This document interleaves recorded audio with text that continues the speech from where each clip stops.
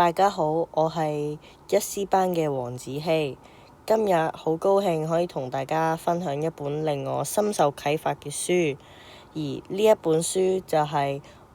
劍擊成就了我奧運冠軍張家朗。呢一本書主要探討嘅係香港奧運金牌得主張家朗點樣透過劍擊揾到人生嘅方向，相信對大家都好有幫助。而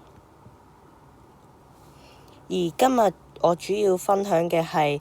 呢一本書嘅簡介，令我印象最深刻嘅3件事，我嘅啟發同埋改變，同埋最後嘅就係總結同埋金句。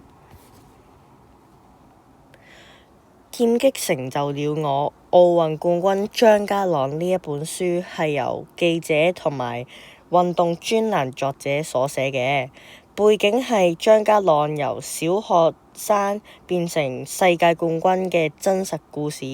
佢令到我了解咗原來頂尖運動員並唔係天生嘅成就，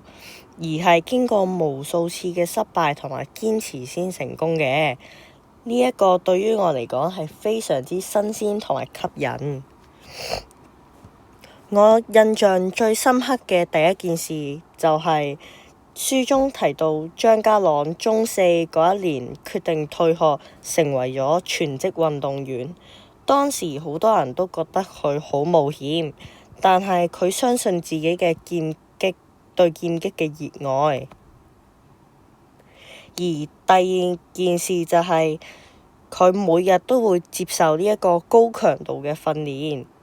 書中舉咗佢每日訓練6至7個小時，受傷仍然堅持練習嘅例子，讓我真正咁樣體會到興趣可以成為職業，但係需要巨大嘅付出。而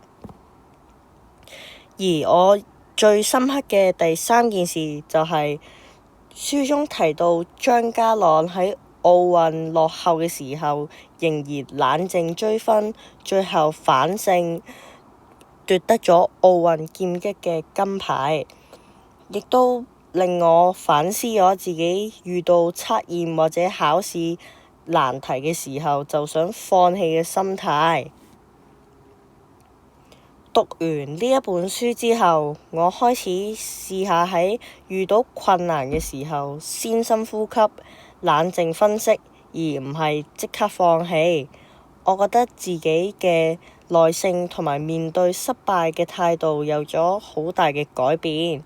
呢一個對我嘅學習同埋日常生活中面對挑戰嘅時候都好有幫助。總結嚟講，劍擊成就了我奧運張家朗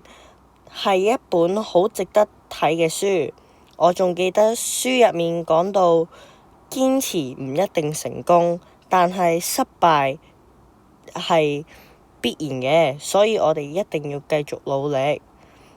呢一句話最可以深刻咁樣總結全書，希望大家都可以從中獲益良多。多謝大家觀看。